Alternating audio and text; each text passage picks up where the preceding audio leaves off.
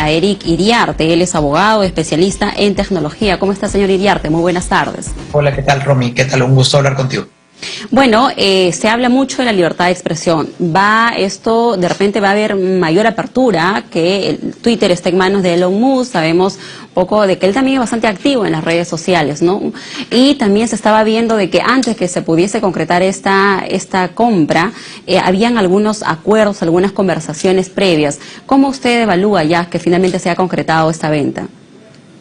Mira, hay que analizarlo desde tres dimensiones diferentes. La primera es que Twitter era una compañía privada que cotizaba en bolsa. Esto obliga a tener una serie de obligaciones de transparencia para con las autoridades encargadas de las acciones, encargadas de los temas en Estados Unidos. Pero cuando se vuelve una compañía cerrada con un único propietario, que sería Elon Musk, deja de haber esta transparencia. Con lo cual, una de las primeras preguntas es cómo va a ser la transparencia sobre la gestión de la compañía. Una segunda pregunta está ligada al tema de la generación de recursos. Evidentemente, si alguien invierte 44.000 millones de dólares, espera un retorno de inversión. Esto implicará una mayor actividad del tipo o de carácter comercial, una forma de integración más activa. De hecho, ya ha habido alguna relación entre Twitter y Tesla para la utilización del sistema de inteligencia artificial para mejorar el relacionamiento. Entonces, una segunda línea de averiguaciones va a estar pensado en cómo va a cambiar esta plataforma desde el punto de vista comercial, fundamentalmente. Va a haber más avisos, va a sustentarse de qué manera. Y un tercer aspecto tiene que ver con el tema de la libertad de expresión. Uno de los argumentos que ha dicho Elon Musk es que la libertad de expresión es una de las bases fundamentales de la democracia y que al mismo tiempo él está en contra del discurso de odio o de la utilización de trolls que pueden ser utilizados por diversas entidades públicas o privadas para afectar la red. El tema es que si una sola persona, no un conglomerado de diferentes orígenes, es quien establece las pautas de qué es moral, qué es buenas costumbres, qué es discurso de odio, evidentemente va a depender de dicha persona. En un ejercicio de libertades y de democracia, esto es parte del proceso social de construcción de cuáles son estos discursos que son contrarios a las libertades y los derechos. Si dependemos de una única persona, y esta persona vende las acciones, por ejemplo, o esta persona decide cerrar la plataforma, muchos se van a ver afectados en sus libertades. Y ya además se había avanzado bastante, ¿no?, en la regulación de los contenidos, en las sanciones, en lo que significaba, por ejemplo, que se comparta información que fomente la violencia y estos derivados, ¿no? Sin embargo, como usted señala, eso todavía está en el aire, aún no se sabe un poco las directivas que va a tomar en adelante, ¿no?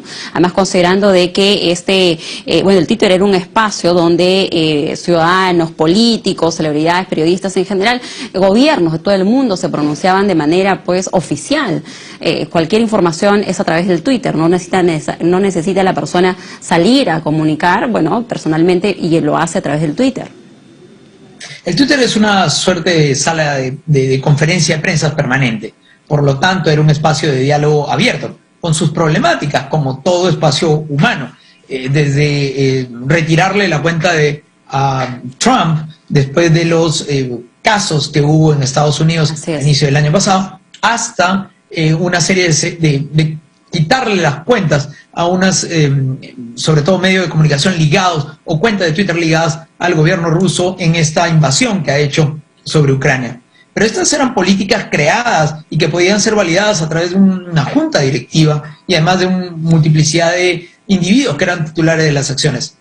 Esto, a nivel internacional, todavía está en una serie de discusiones. El fin de semana, la Unión Europea ha dicho que las entidades y las plataformas deberían tener también mecanismos para que la sociedad civil pudiera cuestionar políticas o procedimientos que pudieran haber de control de contenidos. Es decir, no es un tema cerrado, ni siquiera en Estados Unidos, donde además tienen unas reglas de excepción de limitación de responsabilidades para las plataformas intermedias.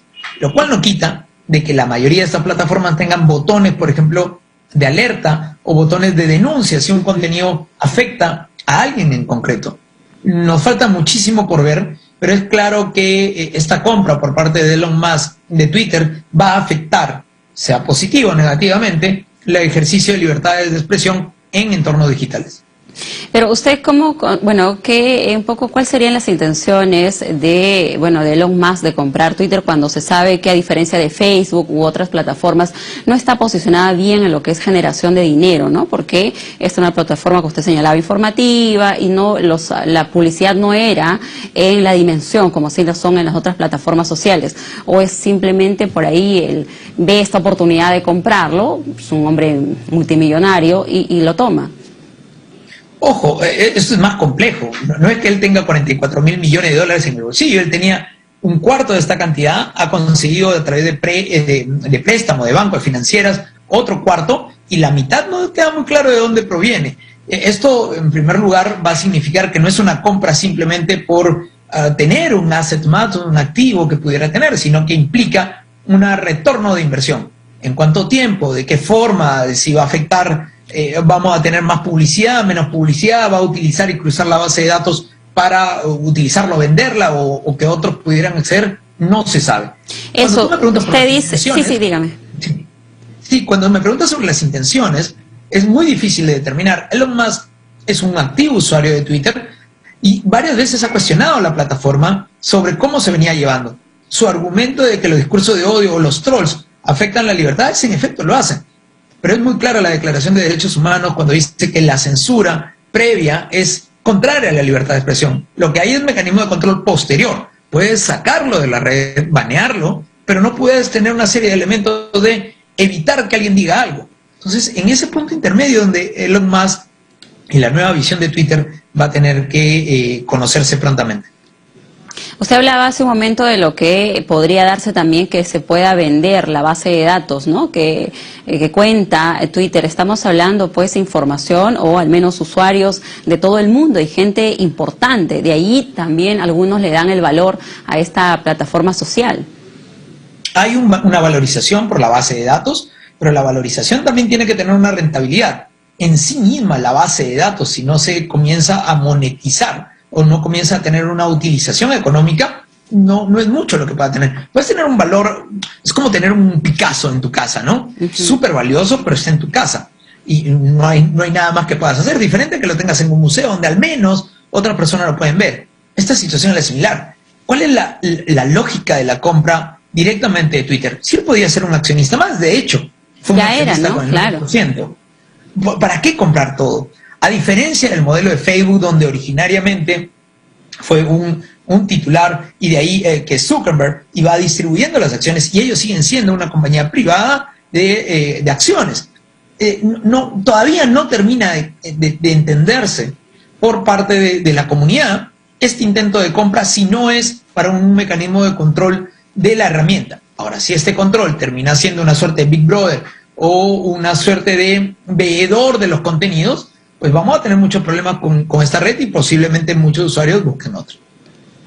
Sí, bueno, la OMS también ya salió a pronunciarse, ¿no? De lo que podría ser de que se dé más apertura a lo que es la libertad de información respecto a noticias, ¿no? Con el tema de las campañas de vacunación. Usted sabe que también mucho de esto se controla actualmente en Twitter y las otras plataformas sociales. Entonces, ya de por sí ya surgen algunas preocupaciones, ¿no? En torno a ese rumbo que se le vaya a dar y los controles mismos que puedan regir esta plataforma. Sin contar también las preocupaciones que pueden tener los usuarios de a pie, por un lado, los gobiernos que puedan estar contrarios a lo que cree Elon Musk, de pronto se van a ver bloqueados, o los usuarios de esos países, pero también los mismos trabajadores de Twitter. Muchos de los trabajadores tenían acciones como parte de sus bonos o como parte de su sueldo. Ahora ya no lo van a tener, con lo cual su sueldo se va a ver disminuido o probablemente van a tener otras personas que acceder y cumplir esas tareas. De pronto va a crecer más la sección de comercial antes que la sección de políticas públicas. Ciertamente que hay más preguntas que respuestas, pero ha movido muchísimo el mercado en relación al ejercicio de libertades. También se hablaba de que, bueno, no sé cómo usted lo vea viable, de que se pueda presentar esa alternativa de promover el uso, los pagos a través de las criptomonedas, ¿no? Que se pueda de repente ser una de estas alternativas o novedades que nos pueda presentar en adelante Twitter. Hay unos diversos ejercicios que se han intentado hacer con criptomonedas. Los bancos centrales de varios países ya han comenzado a trabajar en monedas locales, controladas de los bancos centrales, pero ciertamente hay muchas dudas sobre las criptomonedas abiertas sin un mecanismo de control centralizado, precisamente porque los países viven con sistemas centralizados monetarios. Es una opción monetizar, utilizar criptomonedas para pagos, compras directas a través de la plataforma, pero la plataforma perdería su razón de ser.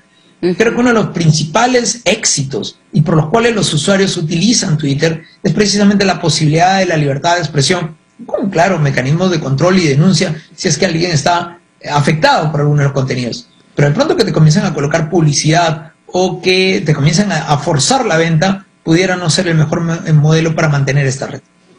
Bueno, vamos a ver en adelante qué es lo que sucede, ¿no? Pero por lo pronto todavía la plataforma sigue bajo los mecanismos que ha venido funcionando. Sin embargo, de seguro que en los próximos días o semanas ya vamos a ver estas nuevas modificaciones. Pero sí, hay muchas preguntas todavía por resolver y es seguro que en tanto los usuarios también han tomado con bastante preocupación, incertidumbre de lo que pueda suceder en adelante con esta plataforma que, como usted señalaba, se había consolidado bien, ¿no? Y por esa escasez también de publicidad que había. ¿Qué es un poco, cómo hay que mirarlo esto en adelante ya para ir cerrando este cambio de dueño, se podría decir, de Twitter? Una cosa que es importante entender es que estas compañías cotizaban en bolsa, con lo cual el cambio de dueños o dueños pequeños o múltiples o minoritarios ha sido constante de los últimos 10, 15 años. Facebook, Twitter, Google u otras compañías. Con lo cual, no es que recién vaya a cambiar. El problema es que al cerrarse y ya no ser de acciones abiertas, elimina transparencia de control. Y al eliminar la transparencia de control, no sabemos finalmente quiénes son los accionistas detrás, por un lado. O dos, no va a poder la posibilidad de que los individuos puedan tener una acción dentro de esta compañía.